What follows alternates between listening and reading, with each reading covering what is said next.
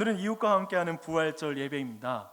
저희 교회는 1년에 2번 이웃과 함께하는 예배를 드리고 있습니다. 부활절과 성탄절 때 그런 시간을 갖고 있습니다. 그런데 별로 이렇게 순서라든지 많은 부분에 특별한 것이 많지는 않습니다. 그렇죠?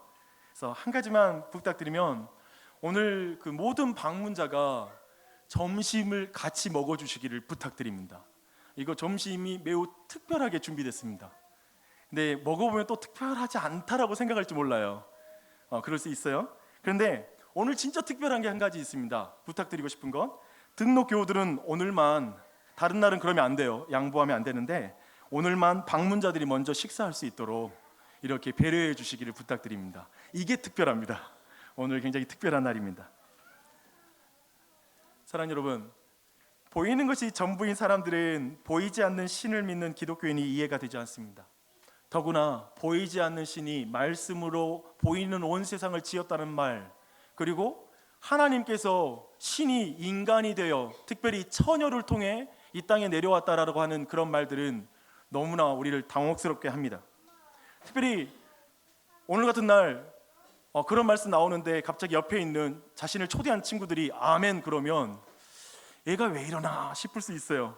왜냐하면 평소에는 그토록 이성적이고 합리적이고, 좀 더 심하게 말하면 굉장히 계산적인 그가 갑자기 종교 영역으로 오면 뇌를 빼고 있는 듯한 느낌, 갑자기 합리성을 다 잃어버린 듯한 그런 느낌을 가질 수 있기 때문에 그렇습니다. 그렇게 생각하는 분들에게 제가 알려주고 싶은 공공연한 비밀을 하나 알려드리겠습니다. 교회 다니는 기독교인들도 때로는 보이는 것이 전부인 것 같고 보이지 않는 하나님이 망상인 것 같은 그런 기분에 시달릴 때가 있습니다. 이거 몰랐죠? 분위기는 우리는 다 공감하는 듯한 분위기인데, 또 성경을 볼 때 비이성적이고 비합리적인 내용을 대할 때 그리스도인들도 의심할 때가 있습니다. 더군다나 오늘은 부활절입니다.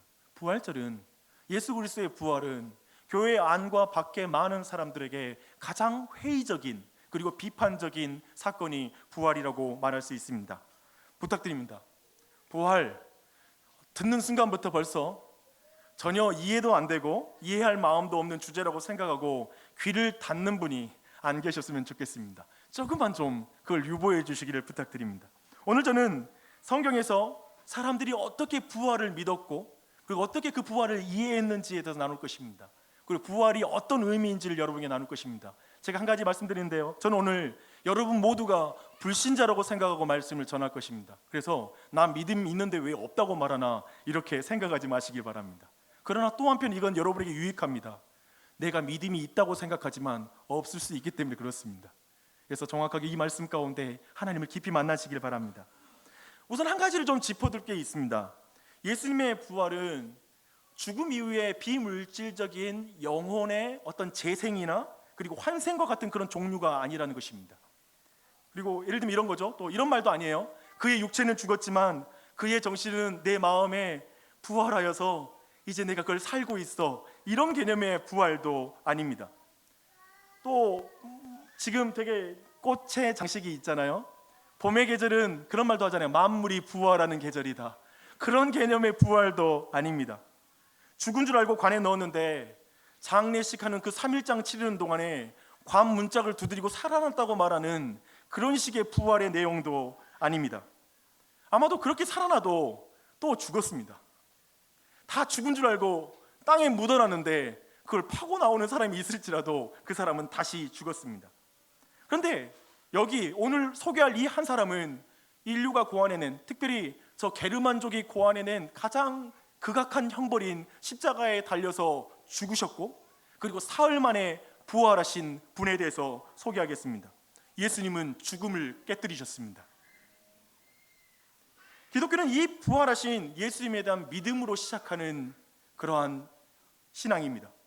예수님의 부활 이후 약 20년 후에 사도 바울이 고린도 교회에게 이런 편지를 씁니다. 그는 고린도서 15장에서 부활이 없다면 기독교는 세워질 수 없다라고 말합니다. 굉장한 중요한 주제입니다.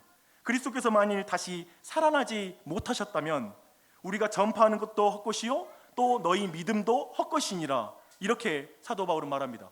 부활은 굉장히 중요합니다.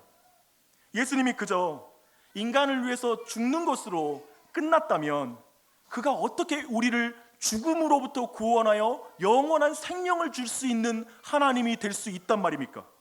더하여 그가 죽음으로 끝났다면 그 당시에도 스스로를 신이라고 말하는 사람, 예수라고 말하는 사람은 그 이전에 예수님이 오시는 수십 년 동안 많이 나타났습니다. 그리고 지금도 우리나라에는 예수님이 많이 계십니다. 그리고 스스로 하나님이라는 사람도 많이 있습니다. 그들과 만약에 예수님이 죽음으로 끝났다면 그들과 예수님은 어떻게 구별될 수가 있겠습니까? 저는 방금 예수님의 부활은 적당히 우리의 이성과 합리적인 사고로 규정해서 그냥 쉽게 받아들이며 교회를 그냥 출석할 수 있는 그런 식의 부활의 개념이 아니라고 말씀드렸습니다. 그리고 기독교는 마치 중력의 지배를 받지 않고 하늘을 나는 사람이 있다라고 말하는 그 말을 한다면 우리가 느끼는 당혹스러움처럼 그것과 비교할 수 없는 죽음의 지배를 받지 않는 한 사람이 있다. 그가 예수 그리스도이고 그는 하나님이다라고 기독교는 선언하고 있습니다. 성경은 그렇게 말하고 있습니다. 왜 성경은 그리고 그리스도인들은 이 비이성적이고 그리고 비합리적인 믿음에 도달한 것일까요? 그걸 오늘 살펴보기 원합니다. 어떻게 그런 믿음에 도달했는지를 한번 살펴보게요. 여러분, 우리는 어떠한 사건을 살펴볼 때 그런 말을 사용해요. 자초지종을 따져보고 합리적으로 우리가 판단하는 게 중요하다라고 말합니다. 예를 들면 누구의 증언을 듣더라도 이 사람 말만 듣지 말고 그 본인의 말을 다시 한번 들어서 두 사람 말 다 들어보고 어떤 하나를 우리가 판단해야 된다라고 말하기도 합니다.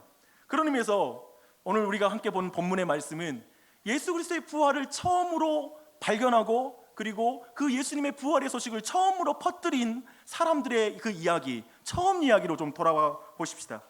막달라 마리아가 예수님이 묻힌 무덤에 오늘 이 주일 아침에 일찍이 그는 갔습니다. 하지만 무덤을 막고 있는 그 문이 굴려가 있었습니다. 옮겨져 있었습니다. 그리고 그 안에 시체가 없는 걸 발견하죠. 그래서 그는 서둘러서 이젠 제자들에게 갑니다. 베드로와 예수님이 사랑하시던 제자 곧 요한에게 이 소식을 알립니다. 두 제자는 뛰기 시작합니다. 둘 중에 누가 더 빨랐을까 했을 때 요한이 더 빨랐습니다. 그는 더 베드로보다 일찍 도착해서 무덤 앞에서 구부려서 그 무덤 안을 쳐다봅니다. 그곳에는 참으로 시체가 없었습니다. 그리고 거기에서 베드로가 보면 함께 들어가야겠다 생각하고 기다리고 있었던 것으로 보입니다. 뭔가 그 마음에 두려운 마음이 있는 것이죠. 도저히 그 안에 들어갈 수 없는 이유가 있었던 것입니다. 근데 베드로는 금세 도착했습니다. 그래서 요한에게 묻지도 않고 바로 들어간 것으로 보입니다. 우리 베드로 형님께서는 굉장히 무식하시거든요. 굳이 앞뒤 따지지 않고 바로 무덤으로 돌진한 것으로 보입니다. 그래서 그 안에 들어가서 하나하나를 살펴봅니다. 근데 보니까요, 6절의 말씀 보니까 여기에서 베드로가 하나하나를 보았다 했을 때 본다라는 표현을 씁니다.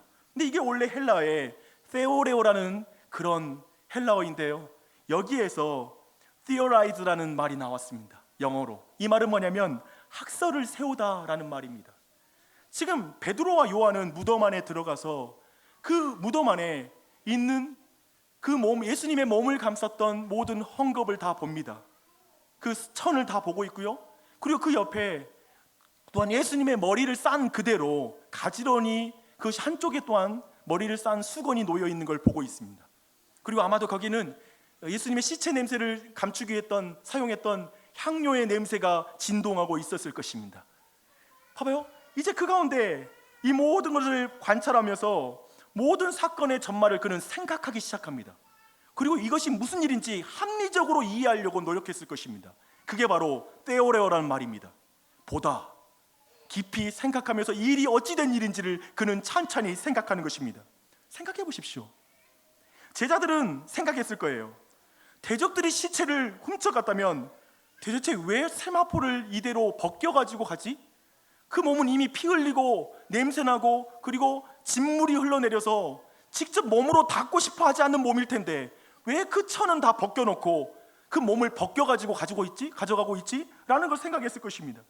그리고 왜 비싼 향유와 이런 것들은 다 놔두고 예수님의 몸만 가져갔을까 생각했을 것입니다.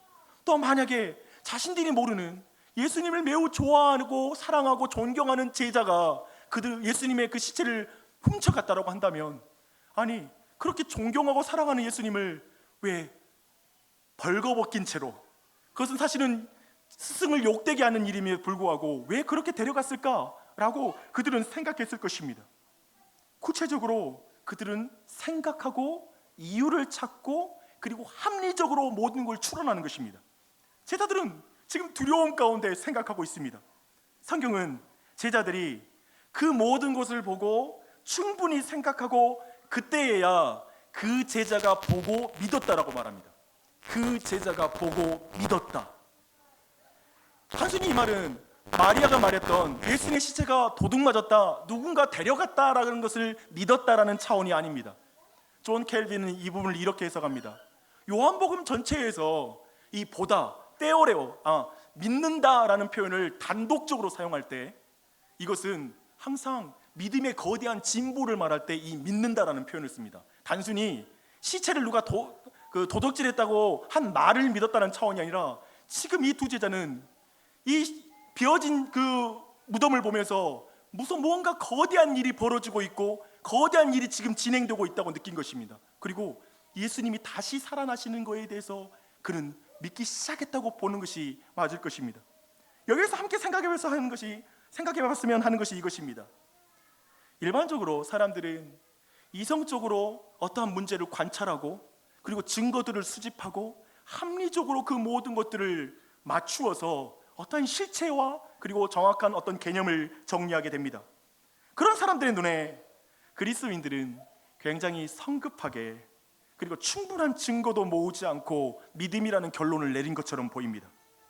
무턱대로 믿는 사람들, 아까 말한 대로 좀 뇌를 빼고 신앙생활하는 것 같은 그런 생각을 갖습니다. 그래서 그리스도인들이 이런 말하면 너무 화가 나요. 이해해서 믿으려고 하지 말고 믿으면 이해가 돼. 이런 말 들으면 너무 당혹스럽고요, 이런 말이 너무 이해가 안 돼요. 아니 믿으면 이해된다는 게 무슨, 이거 앞뒤가 안 맞는 말로 보이는 것입니다. 그래서 많은 사람들은 믿음을 맹신이라고 오해합니다. 그리고 신앙은 너무 비합리적이고 비이성적인 것이다 라고 말하기도 합니다. 근데 오늘 보는 우리 본문에서는 성경은 그렇게 믿음을 얻는 것이 아니라는 걸 다른 차원으로 보여주고 있습니다. 그들은 가서 구체적인 증거를 보는 거예요. 그리고 그들은 그것을 살피고 충분히 생각하고 그리고 합리적인 어떤 연결 가운데 그들은 이 믿음에 도달하는 것입니다. 이것이 기독교가 신앙에 도달하는 원리입니다. 최근에 저희 교회를 한 번도 다녀본 적이 없는 사람들이 3분이나 교회에 왔어요. 담임 목사로서 굉장히 흥분되고 너무나 기쁜 일입니다. 근데 제가 이렇게 아예 믿음이 없이 우리 교회를 찾아보신 분들은 제가 꽉 붙잡습니다. 다른 데 가지 마시고요, 여기서 저랑 같이 있어요 라고 말합니다. 근데 이제 물론 교회를 많이 이제 찾고 계신 분들은 편안히 다른 교회도 많이 돌아보라고 이렇게 권면합니다. 근데 제가 그때마다 이분들에게 이렇게 말합니다. 믿지 않고 전혀 교회 경험이 없는 분들에게 이렇게 말합니다. 저는 당신을 빨리 개종시키고 싶은 마음은 없습니다. 당신이 빨리 믿음을 가졌으면 좋겠어요. 하지만 내가 강제로 당신에게 믿음을 줄 수 있다고 생각하지 않습니다. 다만 저는 성경에서 예수 그리스도가 누구신지에 대한 증거를 충분히 말해줄 것이고, 그리고 그 예수 그리스도가 어떠한 복음을 전했는지 제가 가르쳐 드릴게요. 시간이 걸릴 수 있습니다. 하지만 그 모든 것을 한번 보고 찬찬히 생각하고 그리고 믿음에 대해서 생각해 보십시오. 그리고 결단하는 하나님의 은혜가 있길 바랍니다 라고 말합니다. 저는 정말 믿습니다. 성경을 통해 증거를 보십시오. 그리고 생각하십시오. 합리적으로 추론하십시오. 인격적인 하나님이 계시다면, 만약에 창조주가 계시다면 이런 일은 가능하지 않을까? 만약에 그가 죄인을 사랑하는 하나님이라면, 그래서 그들을 구원하고 싶다면 그가 인간이 되어서 죽을 수 있는 거, 이게 가능한 것이 아닐까? 그것을 생각해 보는 것이죠. 합리적으로, 이성적으로 그것을 생각할 수 있습니다. 저는 오늘 이 메시지로 단반에 여러분이 예수 그리스도를 믿을 수 있을 거라고 생각하지는 않습니다. 그러기를 원하지요. 하나님이 그렇게 역사해 달라고 기도하고 왔습니다. 하지만 한편 저는 여러분들에게 기독교 신앙에 대해서 진지하게 고민하고 생각하고 좋은 출발점에 쓰는 교회가 되었으면 좋겠습니다. 그리고 이 교회에서 계속 그 복음에 대해서 알아가고 수집하고 그리고 합리적으로 추론하면서 하나님의 믿음, 하나님이 어떤 분인지 알아갔으면 좋겠습니다. 우리는 방금 첫 번째로 베드로와 요한이 빈 무덤에 가서 증거를 보고 생각하고 합리적으로 생각하여 믿음을 가졌다라는 걸 살펴봤습니다. 이 과정은 매우 합리적이고 이성적인 과정입니다. 그러나 마리아는 더 큰 증거가 필요했던 것으로 보여요. 두 제자는 집으로 돌아갑니다. 하지만 마리아는 여전히 그 자리에 남아 있어요. 아마도 이 자리에 있는 많은 분들에게도 동일할 것입니다. 빈 무덤으로는 여러분에게 충분한 증거가 되지 않는 것 같잖아요. 그래서 여러분 모두가 생각하는 건 더 다른 증거 없어? 라고 생각하는 것이죠. 그렇다면 마리아와 함께 좀 더 찾으십시오. 제가 여러분에게 부탁드리고 싶습니다. 많은 사람들은 교회를 몇 년 아니면 몇 개월 몇 번 설교를 들어보고 나는 하나님이 없다고 생각해라는 결론을 내립니다. 그리고 더 이상 하나님을 찾는 걸 추구하지 않습니다. 그러나 여러분이 그러할지라도 저는 여러분에게 이 말씀을 빌어서 권면하고 싶습니다. 계속 동산에서 예수 그리스도를 찾으십시오. 그리고 더 그분에 대해서 알려달라고 구하십시오. 그런 분들은 마리아와 함께 여전히 예수님을 찾을 때 우리는 마리아가 예수님을 만나는 것을 보게 됩니다. 사실 이 마리아는 예수님을 매우 사랑하는 사람이었습니다. 심지어 예수님의 제자들보다 더 예수님을 사랑했던 것으로 보입니다. 그렇다고 해서 마리아가 이성적으로 예수님께 끌렸다라고 생각하실 필요는 없습니다. 마리아는 계속해서 예수님을 찾고 있습니다. 놀랍게도 부활하신 예수님은 더 증거가 필요하다고 말하는 마리아를 만나 주십니다. 이게 부활하신 예수님께서 최초로 만난 사람이었습니다. 이건 굉장한 메시지예요. 여러분, 슈퍼맨 리턴즈라는 영화를 보셨어요? 슈퍼맨 리턴, 다시 돌아올 때 그는 스테디움에 강림하십니다. 그리고 그분께서 스테디움에 수많은 사람들에게 강림하신 장면은 TV를 통하여서 모든 사람에게 알려주죠. 슈퍼맨이 돌아왔어 라고 알려주고 있습니다. 그런데 예수 그리스도, 만왕의 왕, 온 우주의 왕께서, 하나님께서 가장 먼저 찾아온 자가 한 사람, 마리아였습니다. 여전히 증거가 필요하다고 말하는 사람에게 찾아온 것입니다. 사실 이것 때문에 기독교는 굉장히 비난받았습니다. 2세기 때 기독교를 굉장히 강력하게 지적으로 공격했던 셀시우스라는 그리스 철학자는 바로 이 여자, 히스테릭한 여자, 감정적인 여자, 그래서 당시 법정에서 증언의 능력으로 인정받지 않은 여자에게 예수 그리스도가 나타났다라는 것, 그걸 증거라고 내놓는 기독교는 너무나 허무맹랑한 기독교라고 그렇게 고소하고 고발했던 그런 주제입니다. 그런데 예수님은 개의치 않습니다. 여자에게 예수 그리스도, 당시의 사회에서 아웃캐스트인, 멀리 떨어져 있고 사회에서 소외당한 그 사람에게 예수는 가장 먼저 나타나고 계신 것입니다. 그리고 기독교 신앙에 대한 매우 중요한 것을 그 장면에서는 보여주고 있습니다. 여기에 기독교 신앙을 갖는 방법이 나와 있어요. 예수님이 곁에 왔지만 사실 마리아는 예수님을 알아보지 못합니다. 왜 부활하신 예수님 못 알아보는 걸까요? 생각해 보세요. 우리 모두는 만약에 내가 너무나 사랑했던 부모님이 돌아가시고 나서 우리는 한 번이라도 꿈꾸잖아요. 꿈에서라도 한번 만나봤으면. 그래서 어쩌면 우리는 너무나 사랑하는 사람을, 그리고 너무나 보고 싶은 사람을 잃고 나서 그와 비슷한 사람만 봐도 다시 한번 고개를 돌리게 될 것입니다. 근데 지금 마리아는 예수님을 너무나 사랑했고 너무나 보고 싶었어요. 근데 어떻게 부활하신 예수님이 서 있는데 성경은 말하기를 봤는데 예수인지를 알아보지 못했다라고 말하고 있습니다. 왜 그럴까요? 그 이유는 그녀는 죽은 시체로 예수님을 만나고 싶었던 것입니다. 죽은 시체로. 여기에서 보여주는 것은 한 가지입니다. 마리아, 그녀는 혼자의 힘으로 결코 예수님을 발견할 수 없는 사람이라는 것입니다. 그리고 또한 우리 또한도 부활하신 예수님을 우리의 힘으로 발견할 수 없습니다. 왜냐하면 오직 예수님이, 우리 모두는 죽음이라는 카테고리 안에 갇혀져 있기 때문에 그렇습니다. 무슨 말입니까? 인생 한번 죽으면 끝나. 죽으면 곧 뇌부터 썩기 시작하고 얼마 가지 못하면 그 몸에서 부패하는 냄새가 나. 그러면 내가 사랑하던 사람도 다 떠나. 보기 싫어해. 그러니 그냥 인생 살아있을 때 잘나고 살아있을 때 마음껏 즐기며 살자.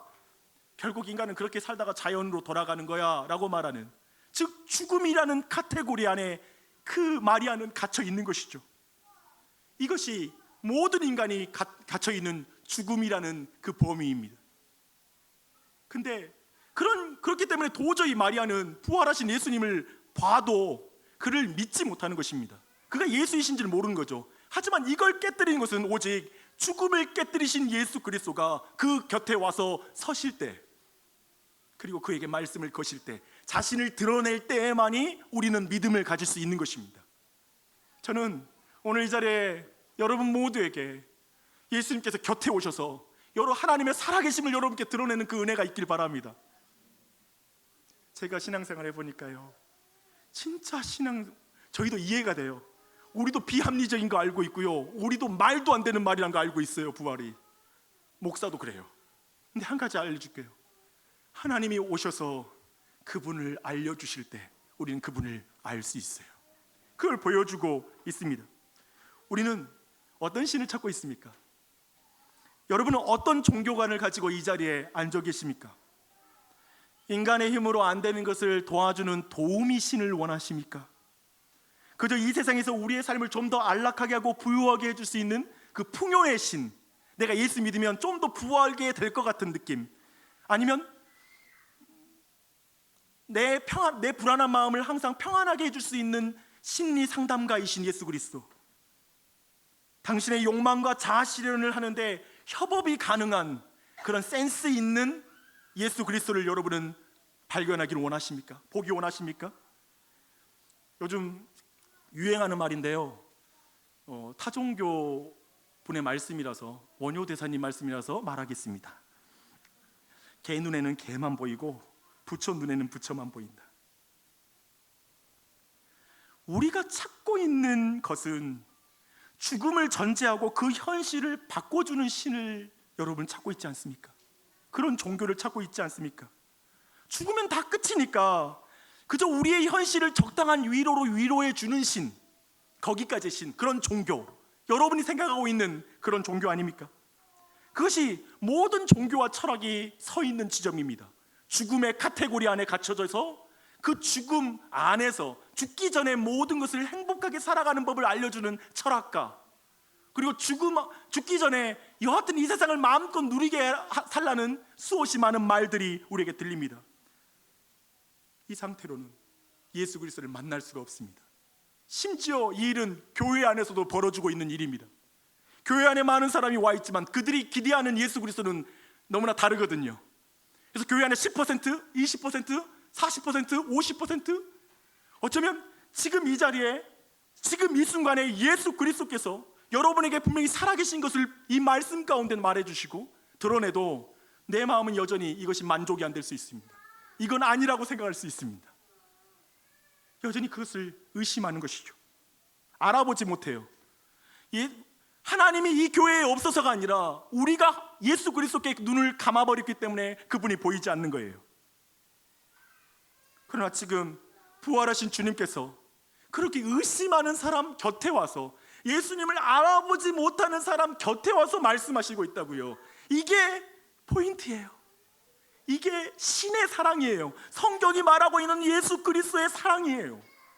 이걸 봐야 돼요. 왜냐하면 우리가 의심하기 때문에, 우리는 죽음이라는 카테고리를 벗어난 적이 없기 때문에, 그 이상의 인생관을 꿈꿔본 적이 없기 때문에 우리는 이 예수 그리스도가 하시는 말씀을 들어야 됩니다. 그는 이렇게 말하고 있습니다. 나의 사랑하는 사람들아, 죽음을 전제하지 말라. 원래 사람들은 죽기 위해 지어진 것이 아니라 영원히 나와 함께 살기 위해 지어진 것이란다. 나는 사랑이란다. 사랑이라는 의미는 나를 상대에게 주는 것이란다. 나는 영원한 하나님에게 너에게 나를 줘서 너가 영원한 생명을 얻도록 내가 너를 지었단다. 단 물고기가 물속에서 자유롭게 영원히 살 수 있는 것처럼 내 말에 순종하는 조건 속에 너가 영원히 살도록 내가 지어놨단다. 그러나 사람들은 내가 준 자유를 마치 나무가지가 나무에서 떨어져 나간 것처럼 나를 버리고 떨어져 나갔단다. 내 말을 버렸단다. 죽음이란 나를 떠나는 것이지, 죽음은 내가 너를 저주해서 주는 것이 아니다. 지옥은 너가 결정해서 걸어가서 도착하는 것이 지옥이지, 나는 너를 지옥으로 보내려고 한 마음은 없었다. 그런데 너희는 어느 순간 죽음에 익숙해지더구나. 한번 죽는 것은 당연하다고 받아들이고 죽음 앞에 자신 있게 사는 실존, 그 실존주의를 말하더구나. 모든 사람 다 죽게 되어 있으니까 그저 죽음 앞에 당당하게 살다 죽자라고 멋지게 말하더구나. 나를 떠난 것이 자유라고 말하더구나. 그러나 나는 너희 죄인을 사랑한단다. 죽음에 익숙해진 너희, 죽음의 고통을 받고 있지만 애써 그 죽음의 고통을 지우고 사는 너를 어떻게 나에게 다시 돌아오게 하고 내 안에 들어오게 하는 것이 나의 계획이었다. 그래서 나는 나 자신을 너에게 주기로 했다. 왜냐하면 난 사랑이니까. 사랑은 나를 너에게 주는 것이니까. 창조주가 피조물의 모습으로 영원한 내가 시간 안으로, 무한한 내가 유한한 세계 안으로 역사 속에 들어왔다. 왜냐고? 죄인을 사랑하니까. 사랑은 상대에게 나를 주는 것이니까. 그리고 나는 죽을 수밖에 없는 너희를 대신해서 십자가에 달려 죽었단다. 버림을 받을 수밖에 없는 너희를 위해서 난 하나님께, 성부 하나님께 버림을 받았단다. 난 기쁨으로 그 십자가를 졌다. 왜냐하면 너를 사랑하니까. 이렇게 나는 죄인을 위해 대신 죽을 수 있단다. 왜냐하면 난 참된 인간이니까.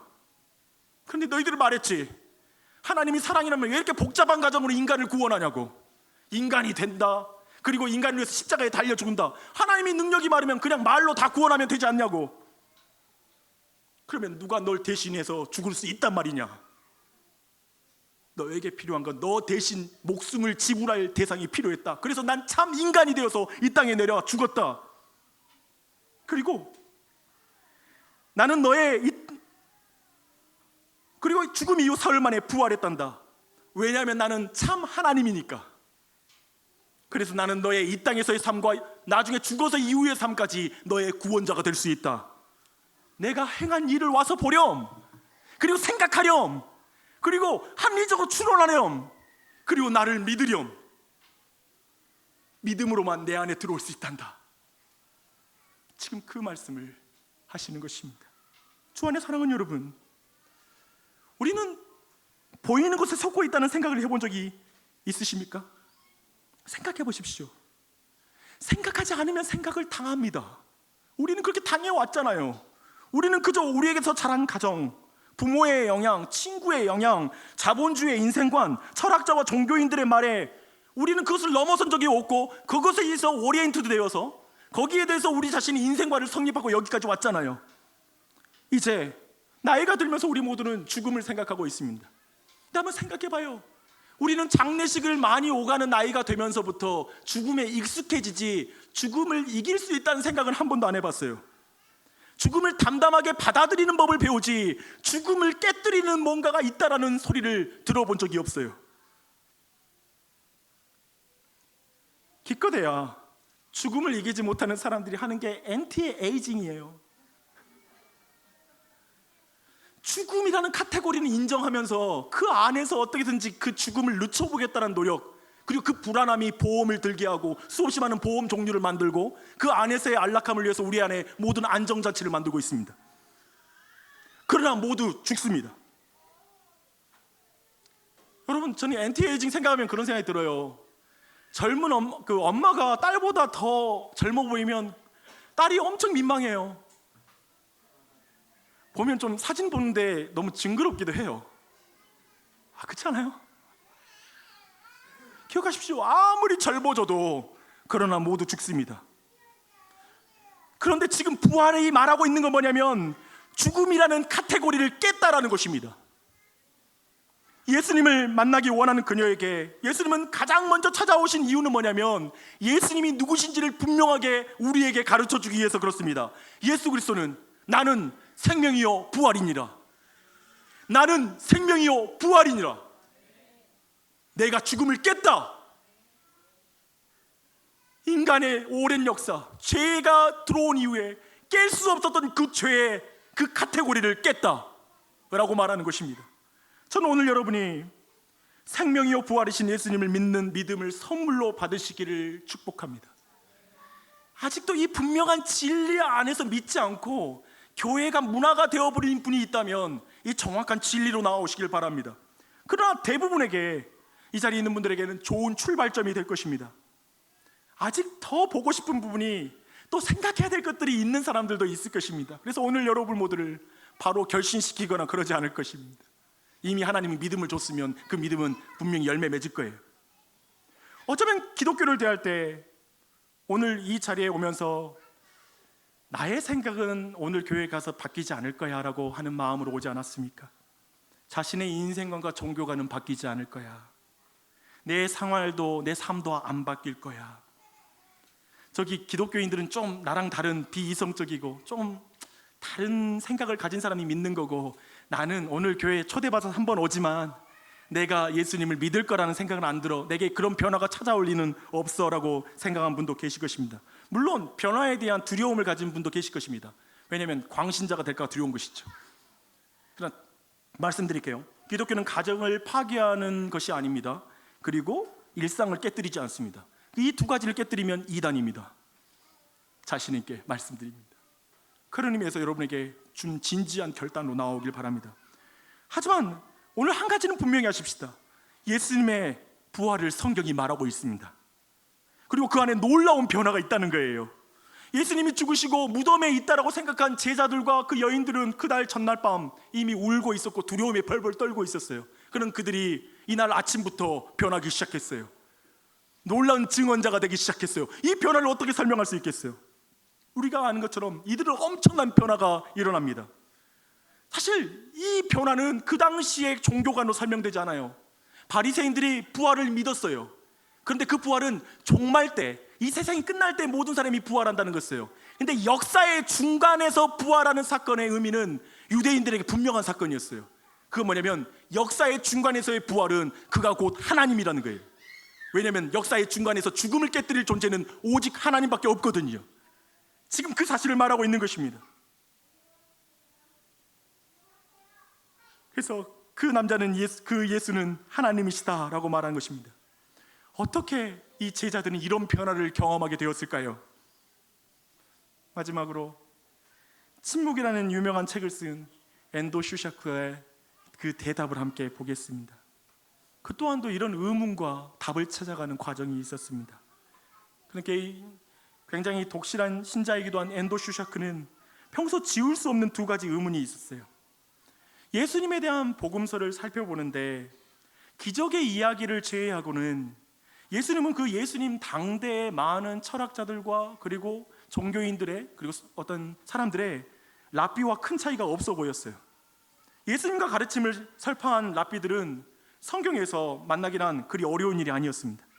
게다가 예수님은 당시에 당신의 죽음 앞에서 굉장히 무력했습니다. 엔도 슈샤크의 표현을 빌리면 이렇습니다. 예수님 마치 개처럼 끌려가 봄볕이 내리쬐는 골고다 언덕에서 비참하게 죽었을 따름이다. 현세에서 그렇게 무력한 생애를 살았을 뿐인 예수님이 돌아가신 후에 어떻게 사람들에게 그가 하나님의 아들, 하나님이라고 인류의 구원자라고 받아들일 수 있는가라는 게 엔도 슈샤크의 질문이었습니다. 그리고 또한 두 번째 질문은 예수님의 제자들에 관한 것이었습니다. 우리가 아는 것처럼 제자들은 비겁하고 겁쟁이였습니다. 예수님이 체포되자마자 그들은 예수님을 놔두고 뿔뿔이 흩어져 도망쳤습니다. 그리고 그 중에 수제자라고 말한 베드로는 예수님을 3번이나 부인하고 예수님을 저주하기까지 합니다. 그들은 자신들에게 가해질지 모르는 그 핍박에 지레 겁을 먹고 십자가에 못 박히신 예수님을 버리고 도망친 것입니다. 그런 한심한 인간들이 예수님께서 돌아가신 뒤에 도리어 예수님을 위해서 자신의 목숨을 바치는 사람까지 변화된 거예요. 이걸 어떻게 이해할 것인가가 엔도 슈샤크의 질문입니다. 상식적으로 볼 때 상대가 살아있을 때 배신했으면 죽으면 아예 그 관계를 단절하는 것이 맞지 않습니까? 두 질문의 대답을 엔도 슈샤크는 예수님의 부활에서 찾습니다. 그 부활이 증거라고 말하고 있습니다. 예수님의 부활이 아니고선 결코 설명할 수 없는 일이라는 것입니다. 무력하게 돌아가신 예수님이 그리스도가 될 수 있었던 것도, 비겁한 제자들이 주님을 위해 그들의 목숨을 던질 수 있었던 것도 오직 부활이라는 역사적 사건과 그 증거로만 설명할 수 있다는 것입니다.